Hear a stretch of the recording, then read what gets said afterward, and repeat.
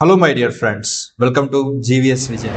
ఈరోజు గరుడ పురాణం అనేది ఇంట్లో చదవచ్చా చదవకూడదా అనే విషయాలని డిస్కస్ చేద్దాం.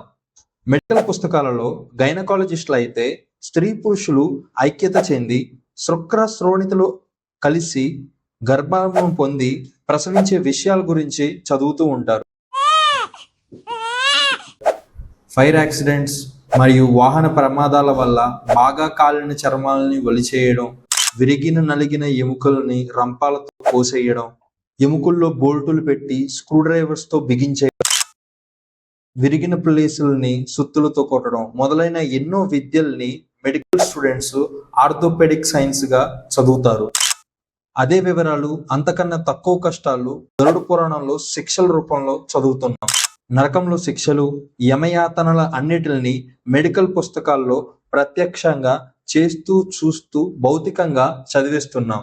అలాంటిది గరుడ పురాణంలో తప్పులు చేస్తే ఇలాంటి జన్మలు లేదా ఇలాంటి శిక్షలు పడతాయని అందరికీ ప్రివెన్షన్ కాషియస్నెస్ ని ఇచ్చే గరుడ పురాణం అందరూ నిత్యం పఠించడం చాలా అవసరం.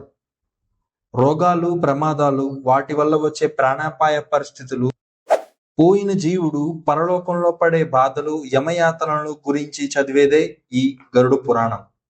వ్యసనపరుడైన వ్యక్తి వైద్యపరంగా భూలోకంలో ఏ విధంగా చిత్రహింసలు పడతాడో అలాగే పాపాలు చేసిన ఆ జీవుడు యమలోకంలో ఎటువంటి బాధలు పడతాడు, ఎటువంటి ఇబ్బందులు పడతాడు అని చెప్పేదే ఈ గరుడ పురాణం.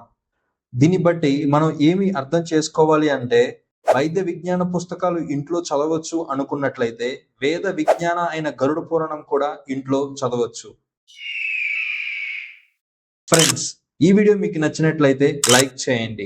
నేను చెప్పిన విషయాలు అన్ని మీ ఫ్యామిలీ, ఫ్రెండ్స్ ఇంకా మిత్రులకి తెలియజేయాలనుకుంటే ఈ వీడియో లింక్ ని షేర్ చేయండి.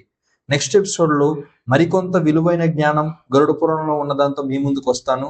నేను వీడియో పెట్టగానే మీకు అప్డేట్ రావాలనుకుంటే నా ఛానల్ ని సబ్స్క్రైబ్ చేయండి. అంతవరకు బాయ్. Thank you.